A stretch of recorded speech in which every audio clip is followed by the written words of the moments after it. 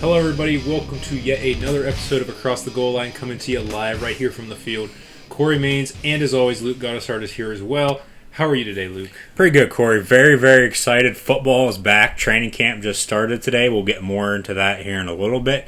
We also got some sad news. Dennis Green, former head coach in the NFL and in college, coached at Stanford, I believe, and Northwestern in college, and coached the Minnesota Vikings and the Arizona Cardinals in the National Football League, passed away recently at the age of 67. He had a, what do you want to call it, Corey? A blow up at a press conference back in 2006, 2007, I think it was, after the Arizona Cardinals lost to the Chicago Bears on Monday Night Football, and they didn't want to punt it to Devin Hester, who actually just got released by the Arizona Falcons the other day. You said Arizona. You said Arizona Falcons. Oh, I said the Arizona Falcons. You know what I meant. I know what I meant. It just came out wrong.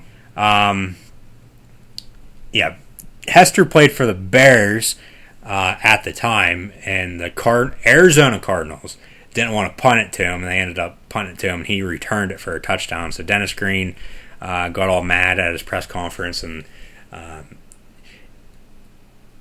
don't really want to get into a whole lot of that. You can look up the video on YouTube, though.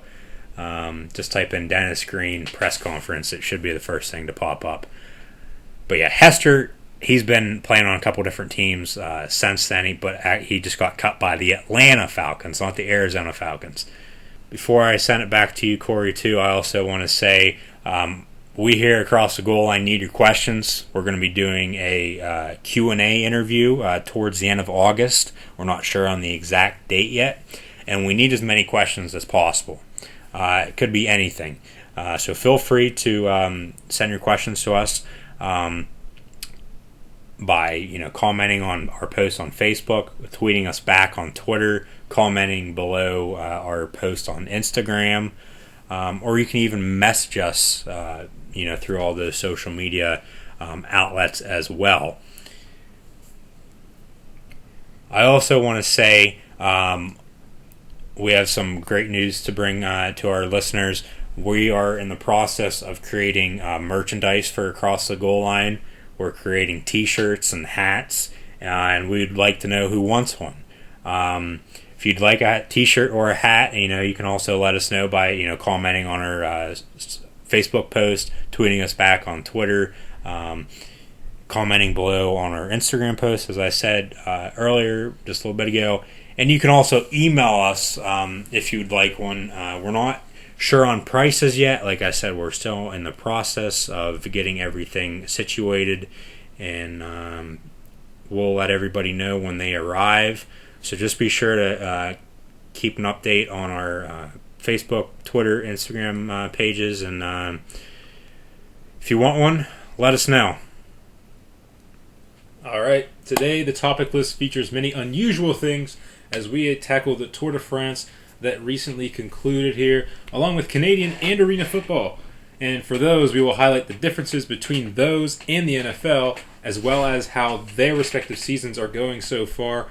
Also, we'll talk about the Baseball Hall of Fame induction ceremonies for two greats of the game. And also, UFC 201 is coming up this weekend, so we'll bring you predictions for that. Also, we have results from WWE Battleground that took place on Sunday night. And today, we will kick things off with your weekly NASCAR result. But first, the results from last week's Question of the Week. We asked you guys, do you like or dislike athletes speaking out on world and or racial issues? And 80% of you said that no, you do not like that, you dislike that. And then, of course, the other 20 said that you did. So let's get back to NASCAR now. It was Sunday afternoon from Indianapolis. It was the Brickyard 400, one of the most iconic races in NASCAR. And it was really highlighted in story-wise. It was the return of five-time winner here, Jeff Gordon, as he replaced Dale Earnhardt Jr. because Earnhardt is suffering from concussion-like symptoms. So Gordon has stepped in to race for him in the number 88 car. And he finished 13th in this race, but it's pretty impressive considering he hasn't raced since he retired last season. It's also really weird seeing him in that 88 car. Everyone's really used to that number 24 DuPont out there. Yeah, very, very happy for Jeff Gordon coming out of retirement. Raced very well. Finished 13th, as you said, in his first race back. He's also going to be racing this weekend in Pocono, which is our home track. Don't think I'm going to be able to make it. Got other priorities lined up, but yeah, Gordon raced pretty well. See if he can move up from his 13th finish, this past weekend at Indy, and see if he can win.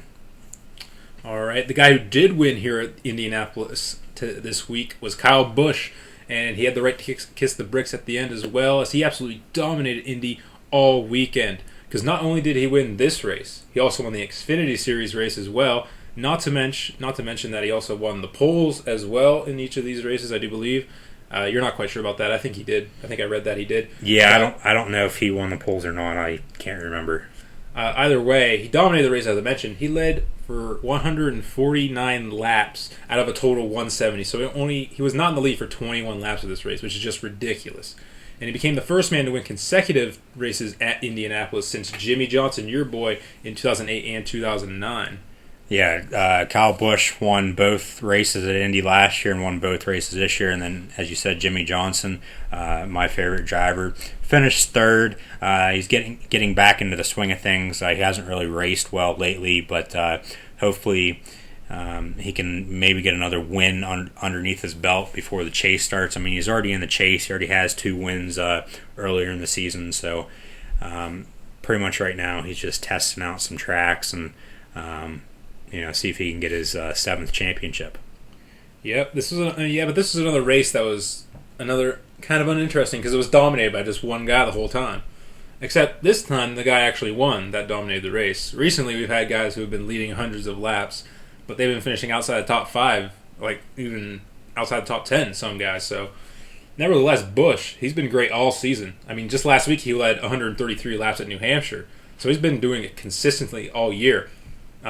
Last week I mentioned that he was third on the list for most laps led in the NASCAR Sprint Cup Series, and I'm sure he's moving up in that now after leading 282 laps over the last 2 races. So that's just a ridiculous amount of time up in first place for him, and I think it's like his 4th win on the season or something like that, 3rd or 4th for him.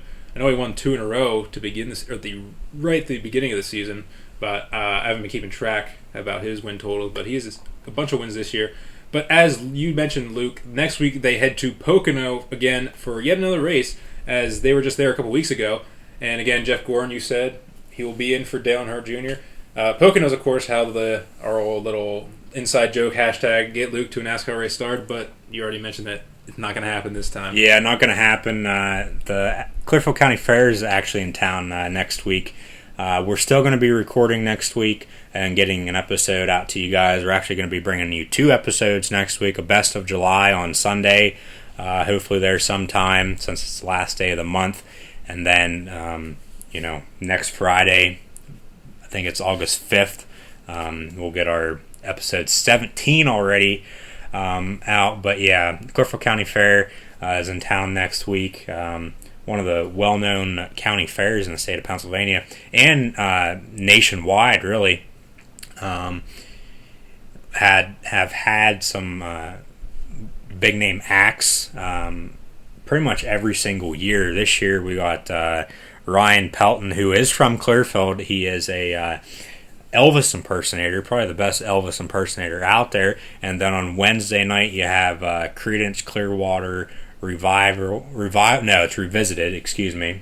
CCR is no longer, the original CCR is no longer together. John Fogerty's by himself now, and they're with the Marshall Tucker Band. And then Thursday night you got the Truck and Tractor Pull, obviously, and then Friday night you got Jake Owen and Chris Lane, and then Saturday night you got Lady Annabelle and the Hobbs sisters, who are from Pittsburgh. If you want to buy tickets for those too, you can go out to the fairground offices, or you can get online, clearfieldcountyfair.com, and buy your tickets on that. And hopefully the fair board will give us some props. Now we're giving them a little shout out there. Maybe we'll just have to see about that. Yeah, but I'm not, to answer your question. Well, it really wasn't a question. Yeah, I'm not going to Pocono. this weekend. Maybe next year, maybe by the end of the year, I get to a NASCAR race. Who knows? That is another thing we're going to have to keep an eye on moving forward. But we'll move on now to the Tour de France, which has just concluded, I believe, a few days ago. And, well, if you don't know what the Tour de France is, it is the biggest cycling race in the world. It is the premier race in all of cycling. And it's a 21-stage race that takes place over a 23-day period. And these bikers, they have to go a combined distance over 2,000 miles across all of France and some neighboring countries as well, as they all go, and it all ends in Paris. So the winner of this race was Chris Froome of Great Britain and of Team Sky, his racing team, that would be. And he won the race with a combined time of 89 hours, 6 minutes, and 42 seconds, which was a whole 4 minutes ahead of second place, which is a pretty large margin in the Tour de France. So, very impressive win. And it's actually his third Tour de France title in 4 years, and third overall as well, as he won in 2013 and 2015, just last season, or last year, before taking the crown again this year. This also makes it 4 out of the last 5 Tour de France's going to British people, as Bradley Wiggins, also of that Team Sky, as Froome races for as well, he won in 2012, and he was actually the first Brit to win this Tour de France since the race began in 1903. And just another little note on Chris Froome, he won stages 8 and 18 en route to his Yellow Jacket win of the Tour de France. So very, very impressive. Very impressive when you look at it. I mean, 89 hours, 6 minutes, and 42 seconds spent riding your bike up like mountains and stuff, so you really need a lot of endurance and athleticism and stuff like that. You have to be in excellent shape. Yeah, they pedaled over 2,200 miles. It's just, I don't know how they do it, and they've done it every year since 1903, except for during both World Wars. I don't know if you said that there. I have that little stat here I have typed up. But yeah, you have to be in excellent shape to be a bicyclist. Especially if you're in the Tour de France. I mean, it's like hours each stage is at least an hour, over an hour. So yeah, it's over a 3-week period too. I think you said that. Yes. 23 days, 23 days. But 21 of them are race days. Are race days. You get 2 days off. But still, I don't know how they do it. You got to be in excellent shape to, pedal all those miles up and down all those hills, as you said. It's amazing. It is amazing. Amazing feat to be able to do that. I mean, kudos. I mean, he's won 3 of these now. He's been dominant. That Team Sky out of Britain, they've been really good for the last 5 winners. So they'll keep trucking along. We'll see if he wins another one next year. We'll just have to see about that. But either way, we're going to jump into Hall of Fame induction ceremonies for the MLB, which was it Sunday or Monday that they did that? It was Sunday afternoon. I actually watched it. It was on the MLB Network. All right. And it had Mike Piazza and Ken Griffey Jr. Being inducted into the 2016 Hall of Fame class. Yep. Sunday. They were part of the 2016 Hall of Fame class. They were the 2 big names, of course. They were the 2 guys. They're now they're enshrined in Cooperstown, which is where the Baseball Hall of Fame is, Cooperstown, New York. So we'll start with we'll highlight these 2 guys, Piazza and Griffey. We'll start with Mike Piazza, who is kind of an unlikely Hall of Famer when you go back to when he first got his start in Major League Baseball. The 1,390th pick in the 1988 draft in the 62nd round. Yeah. Which is amazing, first of all, considering that there was that many rounds. Yes. So, and then... I mean, there still is. Baseball is the one draft that has so many rounds. And then he had Ken Griffey Jr., who's the number 1 overall pick. Yeah, we're going to get to him. In the 1987 draft, but we'll get him in a little bit. We'll get to him, but yeah.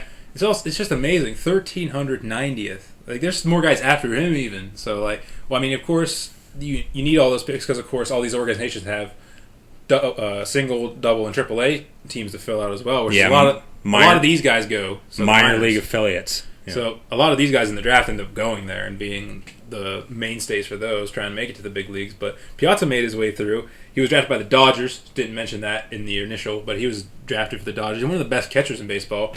Played 16 seasons in the MLB with the Dodgers, who drafted him, as I just mentioned, and the Mets. He also played 5 games for the Florida Marlins in 1998. And then he was traded there by LA. And then he got traded to the Mets. Then he got traded to the Mets. So yeah, and so that's why I basically mostly played for Mets and Dodgers. He also played a year in San Diego and Oakland at the end of his career in 2006 and 2007. San Diego in 06, Oakland in 07. 12-time All-Star and the 1993 NL Rookie of the Year.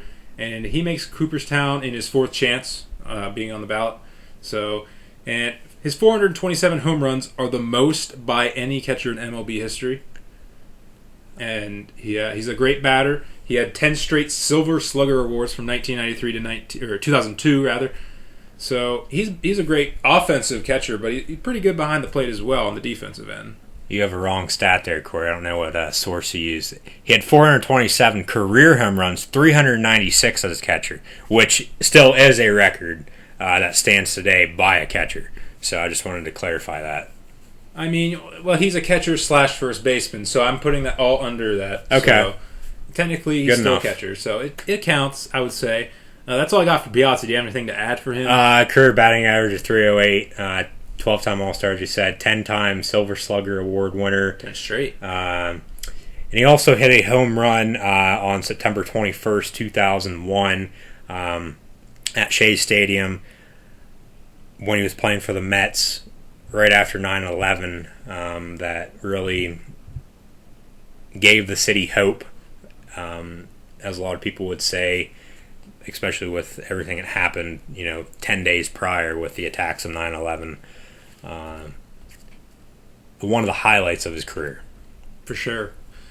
But now we go to the guy who was no doubt Hall of Famer. It's Ken Griffey Jr. Kid. And the kid, he was the number 1 selection in the 1987 draft, as you mentioned, by the Seattle Mariners. And he got to play with his father, Ken Griffey, for a while in Seattle as well. Yes, he did. So that's the reason why he's called the kid, of course. His father, of course, big-time MLB star as well.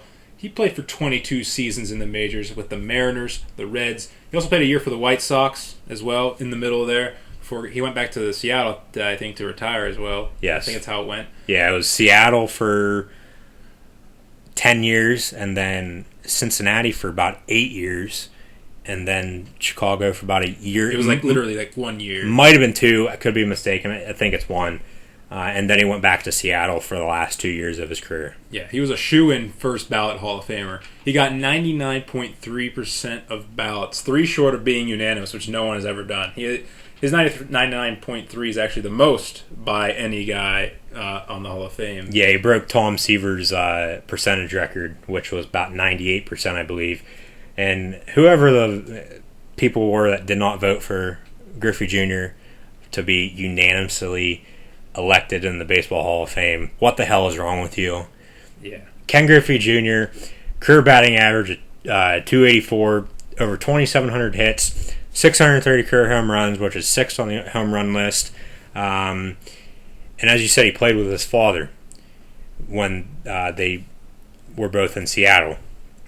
And they became the first father-son duo, and I believe this record still stands today, to play on the same team, and are the only father and son duo to hit back-to-back home runs in the same game, which I don't think you're ever going to see again either.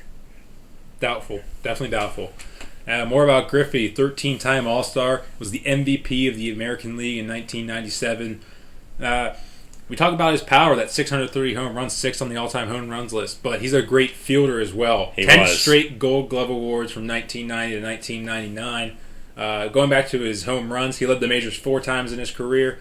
Also, he's 15th all-time in RBIs and 7th in extra base hits. So he also won 3 home run derbies as well. He made the home run derby fun to watch.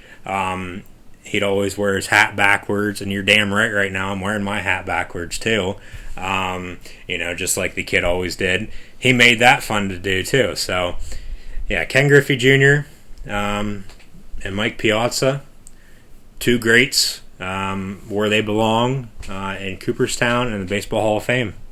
All right, we'll go forward now. As I mentioned, UFC 201 is this Saturday night from Atlanta, Georgia. and we're going to give our predictions for this UFC event. So we'll start off with a flyweight bout. Ian McCall takes on Justin Scoggins. Luke, who do you have? I'm going to take McCall. I don't really know a whole lot about him. It's probably going to be the first fight of the night, but we'll give you results next week too, so we'll see how we did. But I'm going to take McCall to defeat Scoggins. I'll take McCall as well. And not really much into that, though. A bantamweight fight. Francisco Rivera takes on Eric Perez. I'm going to take Eric Perez. Both of us don't really know a whole lot about UFC. We really don't watch it. As we said before, we're more wrestling fans than we are MMA fans. But we'd still like to, give our predictions and stuff. So I'm going to take Eric Perez to beat Rivera. I'll take Rivera in this fight. There's not really much I can add, because, like you said, I'm not super into MMA, but we'll go into predictions for this stuff and whatnot. People want to know, so we'll give our own little guesses. It's basically guesses because we don't really know, of course. A next fight, a welterweight bout featuring Matt Brown taking on Jake Ellenberger. And I'll start first. I'll take Matt Brown in this one. I'm also going to take Matt Brown. Sounds like a good name. You always know the Brown family. Matty Brown is going to defeat Jake Ellenberger. We have a women's strawweight bout as Arode Namajunas takes on Karolina Kowalkiewski. I'm guessing that's like Polish or something. I believe that's how you say that. It seems like a last name that you would see in tennis. Something like tennis. Definitely European, that's for sure. I'm thinking Poland, as I mentioned, but maybe Ukraine or something like that. Who knows? Off of that, look her up. I'll take Namajunas, mostly because I could say her name, honestly. I'm also going to take Namajunas because I can say her name. I don't want to embarrass myself again and say that name wrong. This is also the only women's fight on the main card. They also have the prelims on FS1, FS2, which you can actually watch on TV. The actual fight card, actual main event stuff, you have to order on pay-per-view. Or you can, hit me up on Twitter there. Remember I said I watched UFC 200 and found it online, so you can hit me up and maybe I'll give you the link to go watch UFC 201 this Saturday night. Yep, and apparently the final match of the night, the main event, I suppose, will be a welterweight fight featuring Robbie Lawler taking on Tyron Woodley. Tyron Woodley sounds like a cousin for Lamar Woodley, maybe. I don't know. But I'm going to take Robbie Lawler. He's a well-known MMA fighter. He's the champion. I think he retains the welterweight championship this Saturday night. July 30th from the Phillips Arena where the Atlanta Hawks play at in Atlanta, Georgia. I'm going to take Woodley in this match to get the title. I didn't know this was a title match. Sorry for that. Not written down that way. But Tyron Woodley, I'll take him to gain the welterweight title. So there you have it. Those are our UFC 201 predictions. And we'll have more coverage of that next week. Yes, we will. As we give you the results.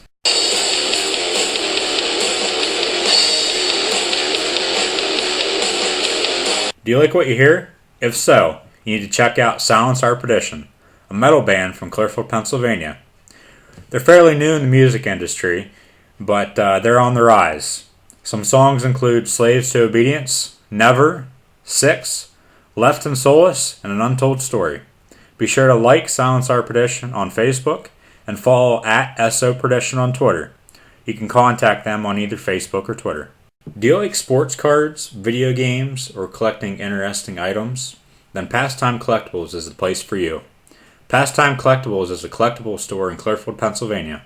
Pastime Collectibles sells hobby boxes, vintage cards, Nintendo games and systems, coins, jerseys, memorabilia, and more. Be sure to like Pastime Collectibles on Facebook and follow at Pastime Collect on Twitter.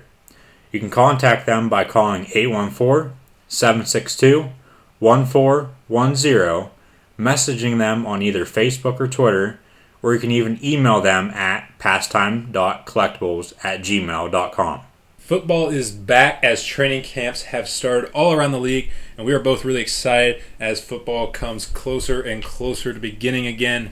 But to curb our appetite, so to speak, for some football action, we've been needing to resort to watching the Arena Football League and the Canadian Football League, and so we decided, why not? Let's put it on the show. So we're going to kind of compare the two, NFL and both AFL and CFL, together, and kind of give you a little bit of a recap of what's going on there in both of their seasons as well. So I'll throw it over to Luke. He has most of the information for this. So Luke, take it away. Yeah, the AFL stands for Arena Football League, is played in an indoors, in arenas that, host basketball or, hockey events. The field is the same width and length as a standard NHL hockey rink, 85 feet by 200 feet width by length there. The scrimmage area is 50 yards long, unlike the NFL. It's 100 yards long, so that's half the size. And each end zone is approximately 8 yards deep. The NFL is 10. Depending on the venue that they're in, the end zones may be rectangular, or they might have like a little slope at the top, towards the back there. Like rounded, how a hockey rink is. I know Corey loves hockey. The AFL was founded in 1987 by Jim Foster in Chicago, Illinois. And with it being founded in 1987, it made the AFL the third longest running professional football league in North America, only behind the CFL, which we'll get to here in a minute, and the NFL. Played indoors, as I said. Games are normally on Fridays, Saturdays, Sundays on either the ESPN networks or CBS Sports Network. They're normally on at 7 o'clock or 10 o'clock. I normally watch them because I love football. I just love watching football. Football is football to me. You can't really watch the NFL unless it's an older game, or you can't really watch college football unless it's an older game during the summer. NFL is 11 on 11. AFL is 8 on 8. It would be too crowded, obviously. It is a little bit too crowded right now, but what are you going to do? They play indoors. As I said, football is football, so they still play the same amount of time, 60 minutes, 4 15-minute quarters. Each team gets 3 timeouts. Scoring is pretty much the same as well, 6 points for a touchdown, 7 points for an extra point. The goalposts are 9 feet wide, and the crossbar is 15 feet above the playing surface. There are nets on each side, so when there are kickoffs, which come from the goal line, if they hit the net, you can catch it and start running, score a touchdown.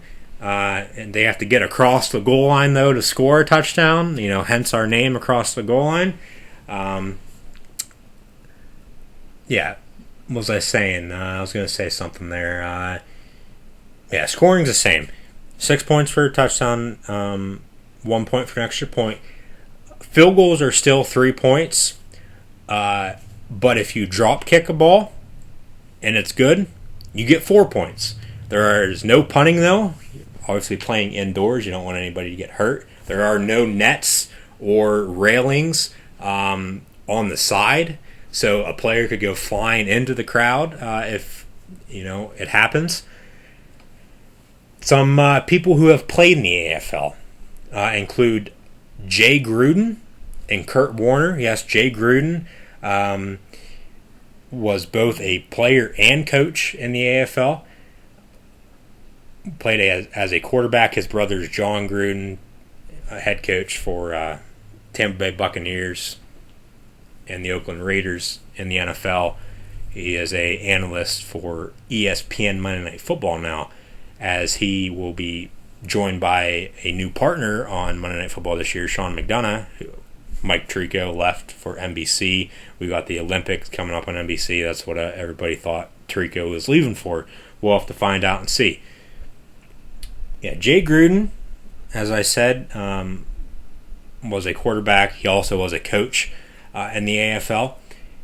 He is a Hall of Fame inductee as a quarterback. He is also going to be inducted as a head coach this summer, I believe. And then Kurt Warner, he played in the AFL before he played in the NFL. Before he won a Super Bowl MVP. Did I mention too that Jay Gruden's the current head coach of the Washington Redskins? I don't know if I did. But the AFL, I think, is really, really fun to watch. Football is football, as I've said. And the games are really, really high scoring, too. So you never know who's going to win.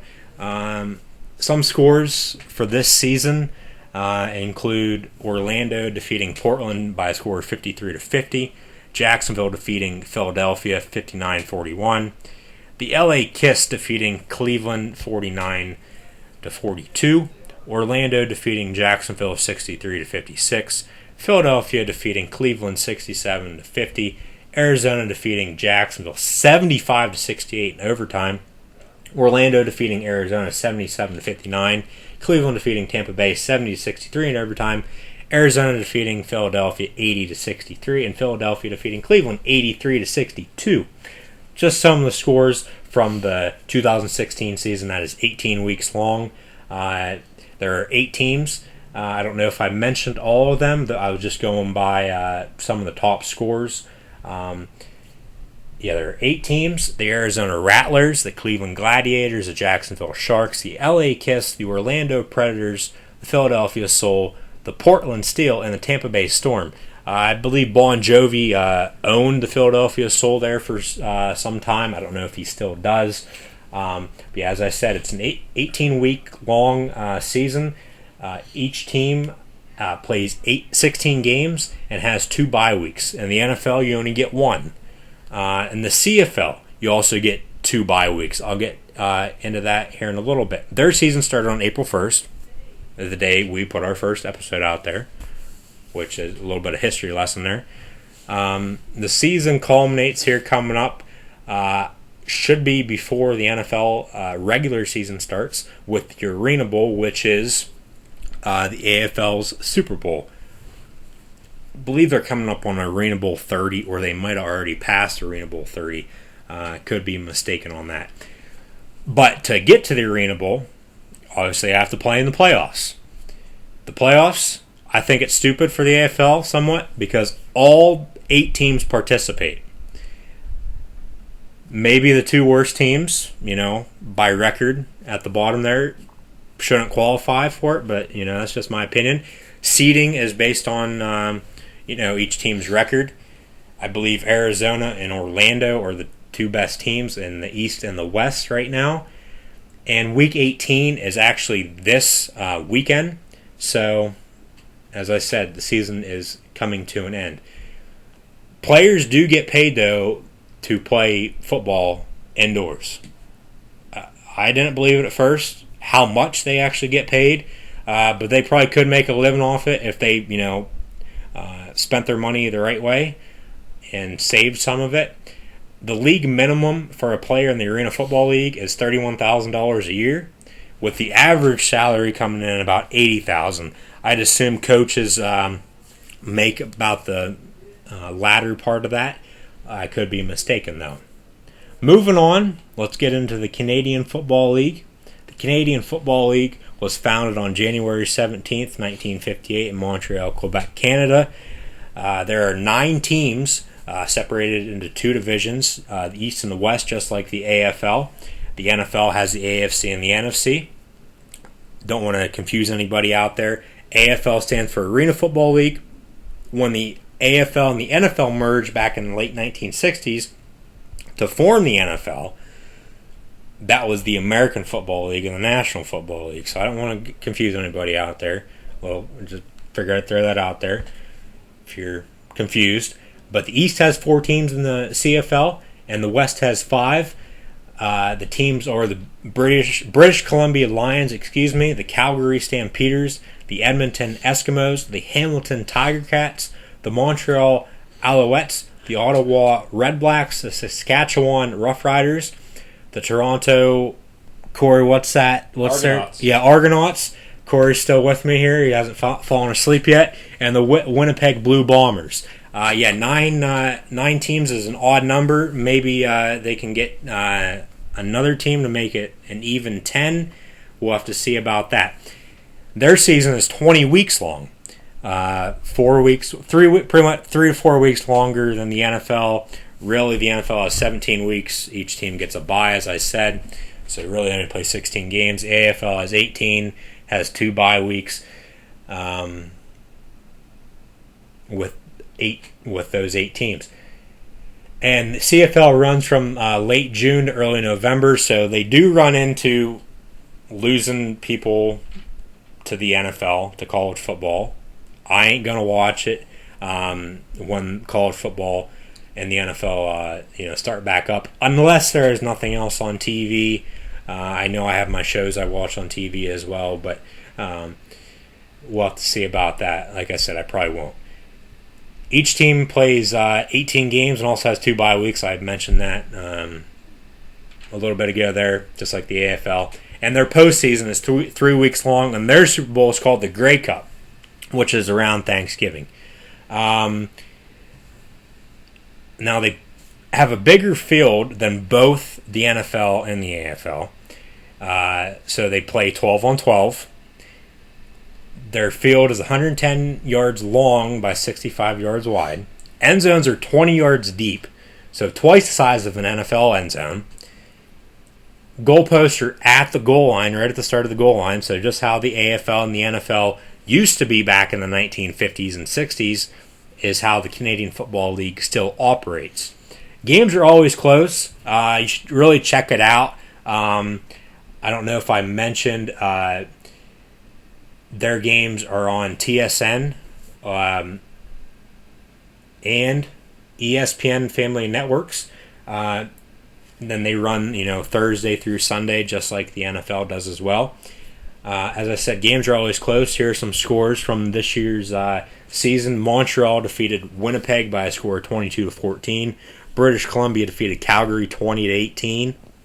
Winnipeg defeated Hamilton 28-24. Edmonton defeated Saskatchewan 39-36. Ottawa defeated Toronto 30-20. And Saskatchewan defeated Ottawa 30-29. And they are entering week 6 of the 20-week season this weekend. So they pretty much just started about a month ago, month and a half ago. So they got a long season ahead of them. As I said, they play 12 on 12. Both in the AFL and the CFL, there is a person in the backfield that can motion towards the line of scrimmage before the ball is hiked. I think I explained that good enough, Corey. Did you want to say it any better? About the motioning? Yeah. Well, it's not just one guy. Like, the entire wide receiver core can do that. I know in CFL, I do believe.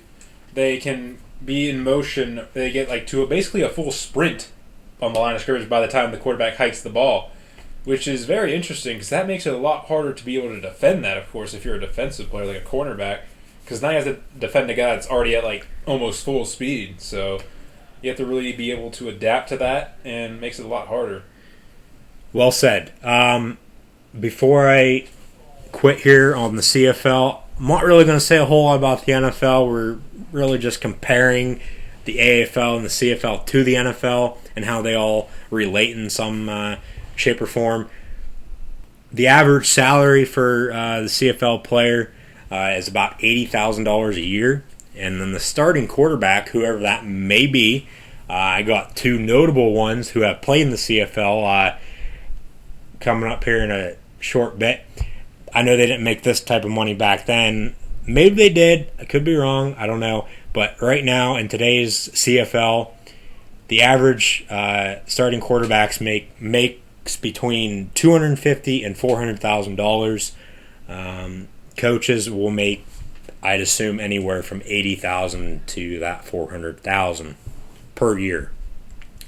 Those 2 notable quarterbacks, as I mentioned, are none other than Doug Flutie, who played at Boston College, had that famous Hail Mary against Florida State, I believe it was, or it might have been Miami. on the road. I believe it was Miami. I could be mistaken on that. And then Warren Moon played for the Houston Oilers most of his career. But yeah, little history lesson there on the relationship between the AFL, the CFL, and the NFL.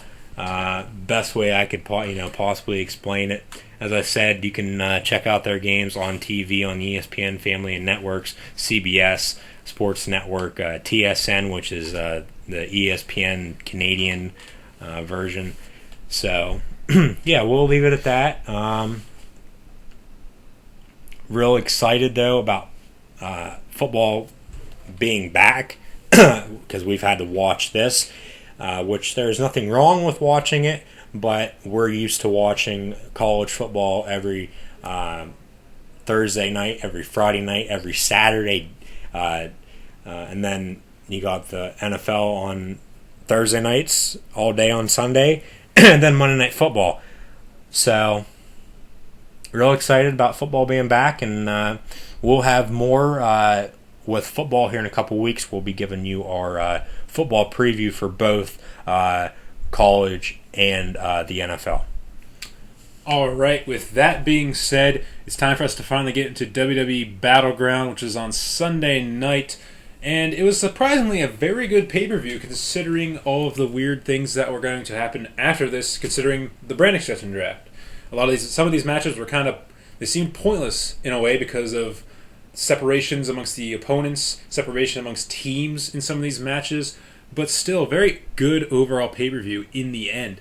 We'll kick things off. We'll go right in order of how each match happened, and we'll start with the opening match. It was the women's tag team match, Charlotte and Dana Brooke taking on Sasha Banks and a mystery partner of her choosing, which was Bayley. Of course, I said it was going to be Bayley initially, and it wasn't, so I'm not surprised by that at all. And of course, Sasha and Bayley won. Bayley's making her debut. There's no way she's going to lose in her first match. One thing I will say is that she didn't really do much in the match. She wasn't really a part of the match that much. She didn't factor into the finish that much. I thought maybe she would be the one to pick up the victory, but it was surprising to see that Sasha made Charlotte tap out to the Banks statement to win the match, a tag team match like this. But then it all led to Raw the next night, where Sasha won the women's championship on Raw. So I said and made her tap out again. Initially in my notes that I wrote down for this match, I said that this match is basically hyping up Charlotte and Sasha for SummerSlam, which it still is, but I thought it'd be for the title with Charlotte being the champion still, but I didn't know that was going to happen on Raw. I didn't have time to change this at all, so that's what I have about that. Hey, it's a new era in WWE. Monday Night Raw and SmackDown Live had their first episodes since the brand extension draft last Tuesday night. But yeah, Bayley was the guest, the mystery partner for Sasha Banks as they defeated Charlotte and Dana Brooke. And a lot of people were questioning, is this a one-time thing for Bayley? I don't think it is. Yeah, she's going to be facing Asuka probably at NXT Brooklyn 2, which is the night before SummerSlam, August 20th. A little less than a month away now. But I'm going to give you my prediction right now for SummerSlam for the Women's Championship, since Sasha defeated Charlotte on Monday Night Raw this past week. I believe it's going to be a fatal four-way between the four horsewomen for the WWE Women's Championship. You got Sasha Banks as the champion, Charlotte, who's on a revenge trip now to get back her championship, Bayley, who just made her debut on the main roster to help out Sasha defeat Charlotte and Dana Brooke. And then you also have Becky Lynch. You can't forget about Becky Lynch, probably the main woman on SmackDown Live now. So, but she's going, in a feud with Natalya at the moment, but that should be over. She defeated her on SmackDown the other night. So yeah, fatal four-way between the four horsewomen at SummerSlam for the Women's Championship is my prediction. All right, well, let's see about that. But next match was a six-man tag team match. It was the New Day taking on the Wyatt family. The Wyatt family for the last time in this incarnation of the Wyatt family, as they were split up in the brand extension draft. Titles not on the line. So obviously the Wyatts won, and they did. And that's why we picked them mostly, because the New Day always seem to lose these 6-man tag matches with no titles on the line. Just look at WrestleMania. They lost to the League of Nations, who were still a team at the time. So they seem to always lose when there's no titles on the line. So, I mean, it was pretty predictable for me. Yeah, WrestleMania 32, though, whenever the League of Nations defeated the New Day, you had Mick Foley, Shawn Michaels, and then the glass shattered. Stone Cold Steve Austin came out and then stunned everybody. They super kicked everybody with Sweet Chin Music, and then Mick Foley put a sock in somebody's mouth, probably. I can't remember. It was a couple months ago. But yeah, Wyatt family defeated the New Day. Real happy about that. Bray Wyatt is on SmackDown now. Eric Rowan is also there. Braun Strowman has a new look on Monday Night Raw. He got part of his head shaved off. That's on the sides. With the Wyatt family defeating the New Day, as I said, the Wyatt family is split up now. I think Corey said that last week with the draft. Bray was in a 6-pack challenge match. I've never heard of that until this past week on SmackDown Live. And I thought Bray would have been the favorite to win, but we'll get more into... Actually, no, we won't, because Dolph Ziggler wasn't even a part of Battleground. He was in that match. He won that 6-pack challenge, and he's going to be facing Dean Ambrose at SummerSlam now. So I thought Bray Wyatt would have been a good, fit for the title match. Maybe he'd finally get his time to shine, but I guess not. Maybe they have something else planned for him that's going to make him suck even worse. Wyatt family defeated the New Day. Won't be seeing this matchup for a very, very long time unless, part of the New Day comes to SmackDown or part of the Wyatt family. Just Bray, goes to Raw. Yep. So...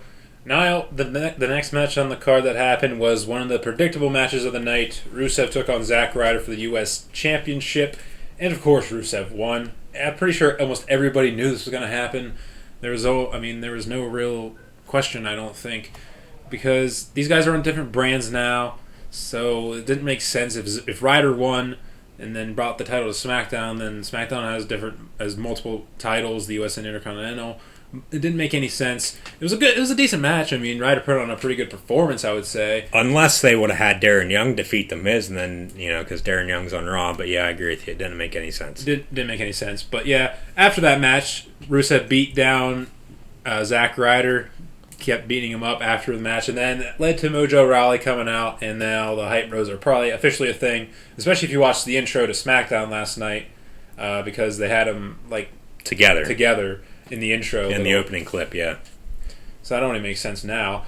Not really much to say about the match, so I think I'll just move on to a match that I couldn't believe it happened so early in the night. Kevin Owens took on Sami Zayn in what was hyped as their last encounter, but we all know that's not true, really, because they got drafted to the same brand, so there's definitely a possibility for them to keep fighting each other. Yeah. I couldn't believe it was so soon in the show. It was like an hour in. I think it started at 9 o'clock. So it was really interesting because this was one of the biggest matches of the night on paper for sure, and it was because it was one of the matches of the night for sure. Apart from the triple threat match, I would definitely say, because they put on a good show, which they always will do together in the same ring because they know each other so well. They have great storytelling with the KO slapping Sammy around because he kept kicking out. He's like, stay down, and then Sammy holding Kevin in his arms after a haluva kick, and then popping him back up for another one to put him away.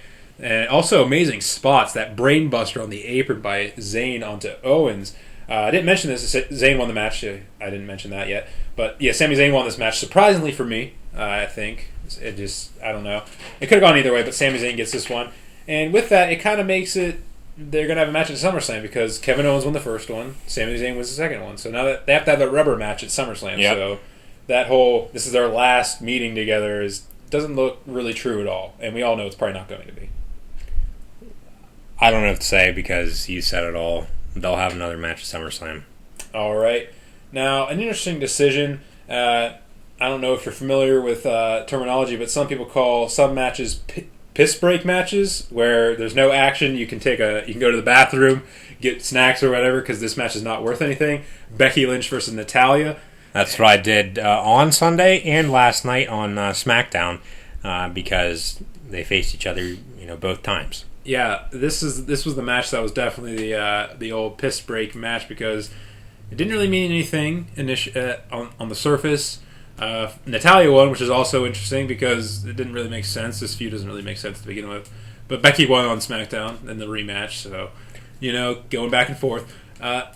Crowd's not into it at all because it was right after Sami Zayn versus Kevin Owens, which was a really exciting match. So crowd's not into it. No one at home's into it. So this match was just basically useless in this position. I thought for sure it was going to be like a pre-show match, but we got Usos versus Breezango in the pre-show. So yeah, but Natalia ended up defeating Becky Lynch, and then Becky Lynch returned the favor last night on SmackDown. So the only reason why this feud is happening is because WWE wants Natalia to put over Becky Lynch as the top woman on SmackDown. Yeah, I think that sounds like a good idea right there. Hopefully that's where they go with it. The match after that was the Intercontinental Championship match. The Miz taking on Darren Young, and this was possibly the most dumbfounding decision of the night, finish of the night, as it was a no contest but double DQ type situation. I didn't understand it at all. It was weird because first of all, Maurice and Bob Backlund, who are the respective parties in the matches, managers so to speak. They got into a scuffle or something. She hit Backlund. He got crazy. She pretended that he hit her. And then Miz came out, shoved Backlund. And then Young put freaking Miz in what was probably supposed to be a crossface chicken wing. Ended up being a Cobra Clutch, if you didn't notice. But I don't think anyone noticed that, but it was a Cobra Clutch, not a crossface chicken wing. But and then it was just, the match was over. There was nothing there that suggested a DQ at all. Miz pushed Bob Backlund, who's not in the match, so it's not like Backlund hit Miz. That would have been a DQ. It didn't make any sense. I mean, not much to say. Miz retains in the end. Another no-brainer. But yeah, and now, Miz on SmackDown, Darren Young's on Raw.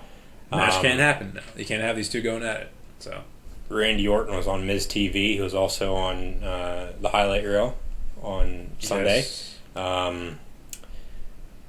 He RKO'd Chris Jericho. I don't know if you have anything on that. I will be getting to that. Okay. Just before the main event. But yeah, Miz defeated Darren Young in a match that...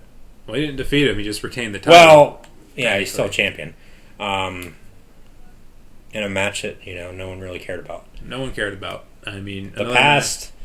There were 1, 2, 3 to 4 matches that no one cared about. Or that I didn't care about. Mostly because of the brand extension draft. Some of these matches didn't matter. Rusev, Zack Ryder, Miz, Darren Young. It's like they're on different brands now. Why do we care? Yeah. Because we're not going to see them going at it again for this title. So what's the point? Why would they make them... Plus, why would they make them change hands? Because then the champion can't ask for a rematch because they're on different brands. Well, because they're trying to make Darren Young great again. That's what his slogan is. Which he never was great.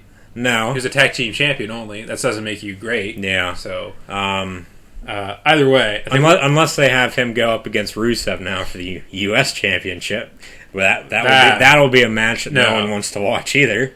No, because Raw has too much talent for Darren Young to be pushed into that situation. You can have Cesaro or somebody go for that, the U.S. title there. Sheamus, anyone other than Darren Young. So. Sheamus actually held the title, the U.S. title, and lost it to Rusev right before WrestleMania 31.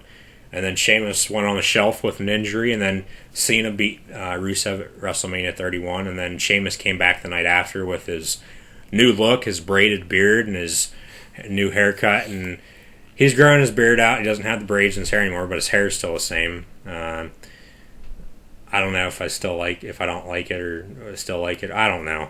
It's just, that's enough with Sheamus. I don't even know where I was going with that. Yeah, another one of those weird tangents for you, Luke. So, the match, after this, the co-main event match, technically, it was another 6-man tag match. Second 6-man tag match of the night, which is interesting. John Cena teaming up with Enzo Amore and Big Colin Cassidy to take on The Club, who also are not together anymore, as Gallo and Anderson get drafted to Raw, AJ Styles to SmackDown. So Cena, Enzo, and Cass win this match. I was surprised that they didn't give The Club the one final hurrah win together. But a great match, highlighted not even with actual stuff happening in the ring. I mean, the Enzo Amore promo was pretty great. I mean, John Cena even said it himself during the promo. I forget exactly what he said. He basically crowned him the new king or something like that. He's like, good one or whatever. How you doing? How you doing? So, Couple haters? I don't understand. I don't really know. It's just this match also had like a weird it doesn't really matter. You're not gonna see this again. Had a weird vibe to it. They put those tag teams together with Styles and Cena. Just have a match, so then they could have the rubber match at SummerSlam, just like they're going to do with Sami Zayn and Kevin Owens. Yeah, but now these tag teams aren't even involved in this anymore. The tag teams are just on Raw now, so it's just weird almost. Is that they got rid of the tag teams, now it's just going to be those two. It will be those two at SummerSlam. It's what everyone's knowing that. Yeah, we all know that. It's what WWE likes to do to you. They like to mess with your mind. I've said this plenty of times before. Yep. You mentioned it. The highlight reel with Randy Orton was actually the last thing on before the main event, and basically, as I said, it was building up the SummerSlam fight with Brock just a little bit, as it was mostly just bickering between Jericho and Orton, trying to put zingers against each other. Jericho trying to talk down to Orton saying jokes or whatever to Jericho. He had a joke about Brock Lesnar too. Had a joke about Brock Lesnar. He's probably going to pay for. In storyline, and maybe in real life, who knows? But yeah, one RKO to Viperville, no enhancements needed. Of course, referencing Brock Lesnar's failed drug tests for PEDs. So, and of course, he hit that RKO on Jericho, as you mentioned. Of course, out of nowhere. But Jericho's like, "You're gonna hit me with the RKO, aren't you?" And then he goes for it, and then he pretends he hurt his shoulder for some reason. But then he RKOs him, so it's all good in the end. So.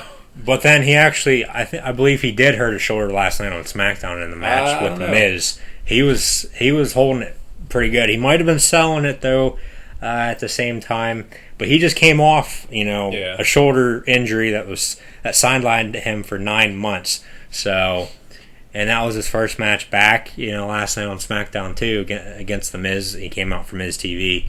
So he's done 2 talk show interviews since he's been back, and 1 match, but he's RKO'd both of them. We'll leave it at that with Orton, I guess. Talking about the shoulder injury. I don't think it was. You have something else to say, yeah. I thought it was initially, but then as the match went on, he's just selling it really good, because then he was gesturing to the crowd with his shoulders. He did his thing where he gets on the ground, he's punching the mat, waiting for the guy to get up for RKO him again. Actually, I was going for a punt kick for a little bit. After the first RKO, I'm like, he's got to hit him with a punt kick. Oh, it's going to happen, yes. Bringing back the Legend Killer. Because he mentioned it on Miz TV that he was a Legend Killer. And as I said 2 weeks ago, after they announced Orton and Lesnar going at SummerSlam, maybe they bring back the Legend Killer gimmick for Randy Orton, and because a lot of people think Brock Lesnar is a legend now.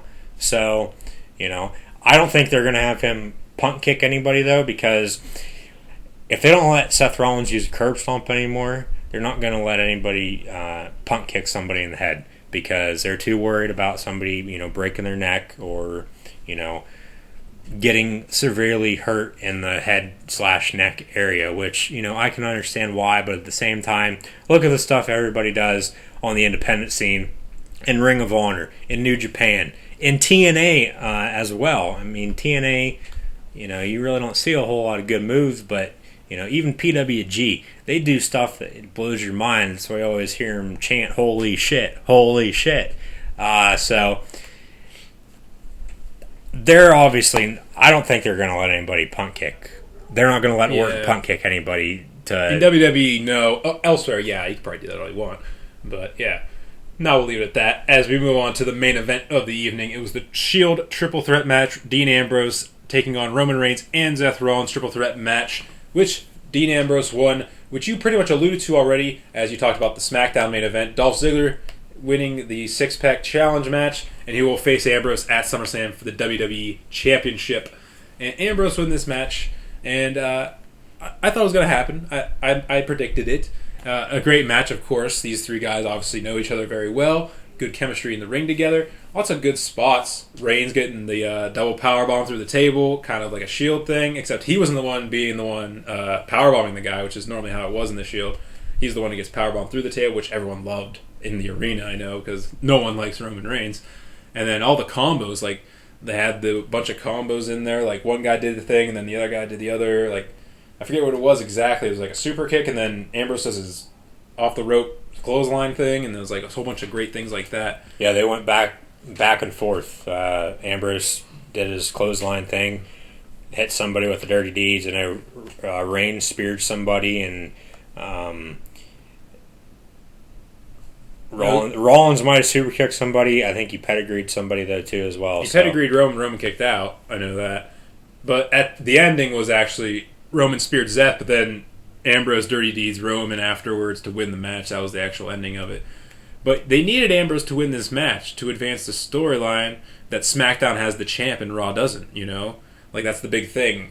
Raw doesn't have the world champion, so now they have to make the new championship that they did on Raw. And we were both technically right, somewhat, with these championships. I had said the world title was coming back, going to SmackDown though, because I had thought Rollins would win at Battleground, and then they'd have the third match between Cena and Styles at SummerSlam for that world title. And then Corey had said they're going to bring back the world title because Ambrose will win. Stephanie will just give it to Rollins, but she gave Rollins an automatic bid to the championship match, and then they had 2 fatal 4-ways this past week on Raw, which saw Finn Balor win the first one and Roman Reigns win the second one, and then Finn Balor win the main event on Raw. So it's Seth Rollins against Finn Balor now for the, what's it called, Corey? The Universal Championship. Yeah, the WWE Universal Championship. Never had it before. New title. Really, really excited to see what it looks like. I wonder if it's going to look like the Intercontinental title, if it's going to have like the world on it or something like that, or it might even just have the WWE logo with the universe, written underneath it, just how the WWE World Heavyweight Championship is and the Women's Championship. That is probably the biggest question surrounding it, other than like the interesting name choice. But either way, yeah, we'll have to see how that goes. Yeah, we're both kind of right. You said, well, how you said it, yeah. Leave it at that, I guess. Battleground, good pay-per-view, as I said, for the last pay-per-view featuring all these superstars on it together, other than, of course, SummerSlam, Survivor Series, Royal Rumble, and WrestleMania. So there we go for that. Now it's time to go to Goal Line Stand, the quick question round that we do at the end of every episode here at Across the Goal Line. Question number 1. The NFL has decided to reinstate Josh Gordon of the Cleveland Browns, but he has to serve a 4-game suspension before he can come back finally. So what do you make of that? The Browns have number 1 receiver again for the first time in about 3 years, because it seems like he's been suspended for 2.5 years, maybe 3 years. And now they got Robert Griffin III now as their starting quarterback, it seems like. And RG3 and Josh Gordon played together at Baylor University together. So that connection, we'll have to see, if Josh Gordon is going to be a good fantasy pickup, maybe after his 4-game suspension. He is allowed to participate in training camp, not allowed to play in any preseason games, and then the first 4 games he's obviously suspended for, so he's not eligible to return until October 3rd. So happy for Josh Gordon. Maybe he finally got his head out of the gutter. I know Johnny Manziel, the former Cleveland Brown quarterback, still hasn't. They're good friends, so maybe Gordon can help out Manziel there and get him back into the league. All right. Question number 2. The Chicago Cubs have gotten Aroldis Chapman from the Yankees to boost their closing role. So does this help the Cubs' chances even more to win that World Series? I believe so. Their pitching is phenomenal as it is now, but they've always had trouble the past 2 years with their bullpen, and that's where Chapman comes in at. He's going back to the NL Central. The Cincinnati Reds aren't probably happy about it, as the other teams aren't happy about it either, I'd assume. But, it is what it is. They can't do anything about it. They could have, traded with the Yankees, but they didn't. It's going to help out the Cubs. I said the Cubs are going to win the World Series, so maybe they sweep whoever they play in the World Series now if, Chapman is healthy come playoff time. But we'll have to see about that. But yeah, the addition of Chapman to the Cubbies is going to help them out, especially for this season, if they can re-sign him, especially for the future as well. All right.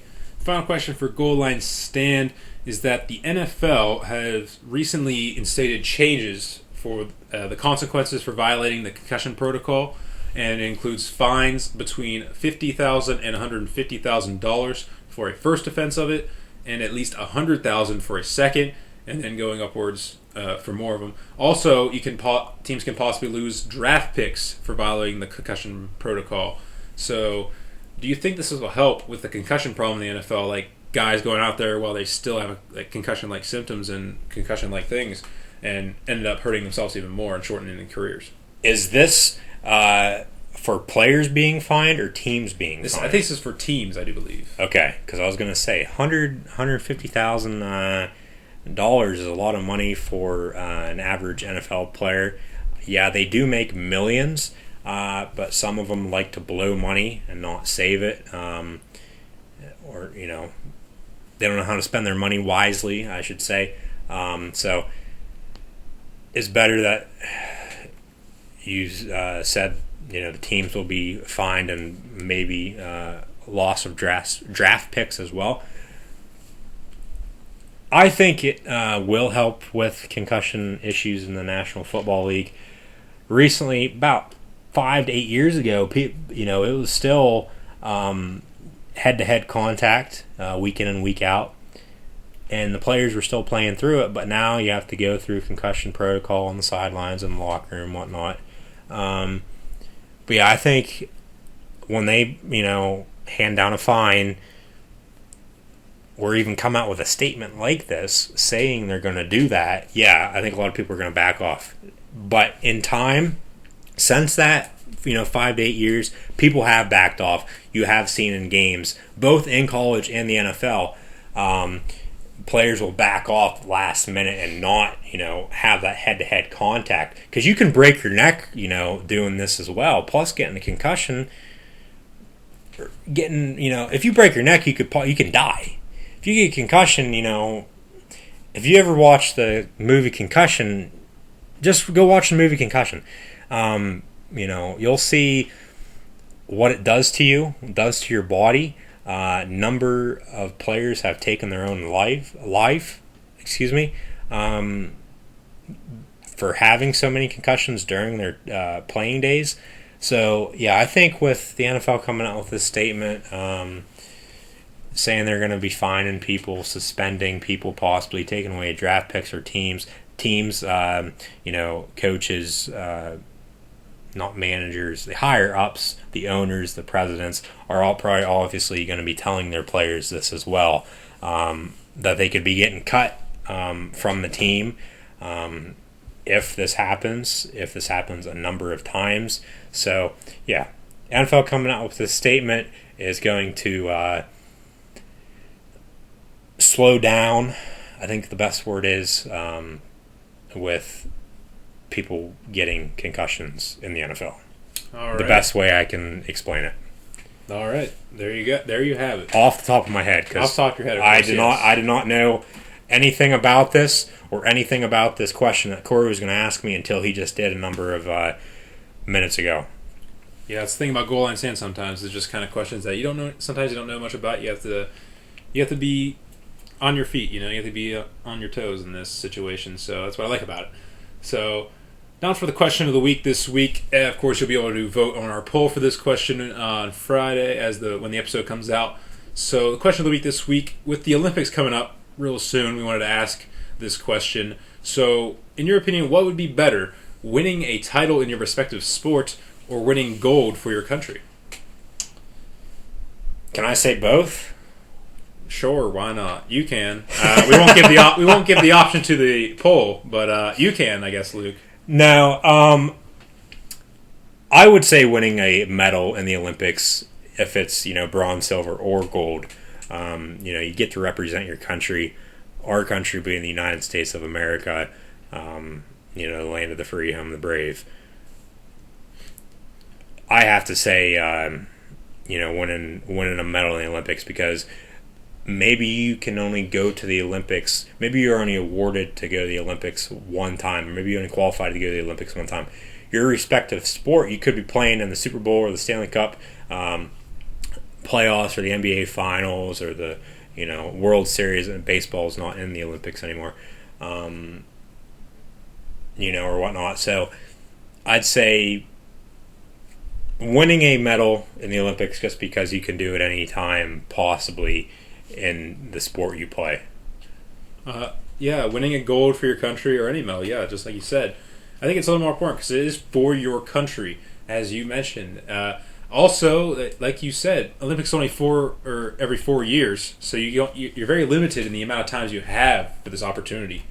You can play like 10, 15, 20 years in your respective sport or something. You have many chances possibly, but Olympics only comes around once every 4 years. So, and as you age, you get your skills and deteriorate more and more, and you have less of a chance of winning a medal. And also, the Olympics is the entire world partakes in it. So if you win gold or anything, you're saying you're better than everyone else in the world. So like that also gives you more bragging rights almost too. In your sport, you're basically saying we're better than the other teams. We're just better than all these teams that are in the same league, in the same country, whatever. Division countries, but Olympics, it's the entire world. So you're saying we're best in the world. USA. We will wish our USA Olympians next week when we talk about that, as we preview it, talk about it. But that's where we're wrapping up for today. Subscribe to this YouTube channel if you haven't already. Like us on Facebook. Follow us on Twitter and Instagram at ATGL16. All of those links available in the description of this video. Answer that question of the week on Facebook or Twitter. On Twitter by voting in our poll. And you can follow Luke at KawhiiandLuke96 and me at CAMains14 on Twitter as well. And don't forget to email us any questions or concerns at acrossthegoalline2016@gmail.com. And for Luke Goddard, I'm Corey Mains, and we will see you on the next edition of Across the Goal Line, live from the field.